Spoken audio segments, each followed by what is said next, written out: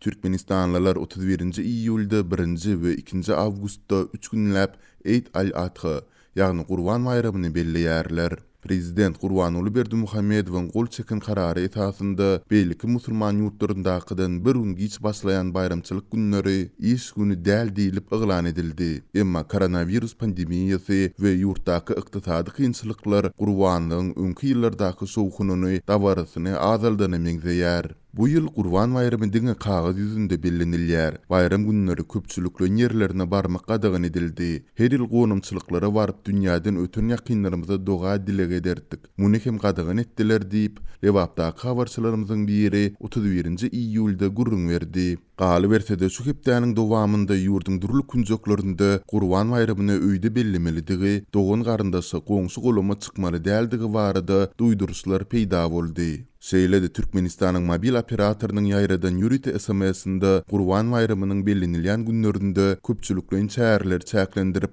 her bir maşgalaryň bu bayramçylygy öz öýünde geçirmegi maslahat berildi. Bu çäklendirmeleriň häzirki wagtda howanyň düzümindäki insan saglygyna ziýan beriji tozan bölüjükleriniň kadydan artmagy sebäpli girdilenligi bilen düşündirildi. Bellesek ýurtda ýekiji koronavirus ýagdaýynyň hasaby alynmandygyny aýdýan türkmen resmileri COVID-19 tutuş dünýäde ýaýrap başlamagyndan 6 ay çemesi soň ýaşaýjylardan maska dakynmak we sosial arlygy saklamak talaplaryny hem hutsu ziýan beriji tozan bölüjükleri bilen esaslandyrdylar. Bellesek azatlygyň ozaldy habar berişi ýaly din wekilleri Gurban bayramynda köpçülükleň çäherleriniň ýatyrylmak ähtimallygy barada şu aýyň başynda duýdurup başlapdylar. Ýöne olar muny koronavirus pandemiýasy bilen günüden güne iltesdirmän ilatyň ykdysady ýagdaýy bilen düşündirmäge tinansypdylar. Şol bir wagtda azatlygyň habarçylary ykdysady kynçylyklaryň 3-5 ýyl bäri dowam edýändigini tasdiklap, köpçülükleň bayramçylyk çäherlerini ýatyrmak düzgüniniň ilkinji gezek şu ýyl koronavirus pandemiýasynyň fonunda ara alınıp maslahatlaşylandygyna ünsü çekdiler. Soňky döwür ykdysady we maliýe krizisynyň ýitileşmegi, iş orunlarynyň kemildilmegi netijesinde artan işsizlik hem bu ýylky Gurban bayram dawaralaryna öz düzedişlerini girizdi. Türkmen halkynyň arasynda däp bolan urp adatlara görä Gurban bayramynda Türkmenistanlylar esasan et önümlerinden bisirilýän nahar taýýarlap, olary dogan garyndaşlaryny tanys bilislerini we goňşy golamy hödür kerem edýär, köpçüligi çagyryp söwüşedýär.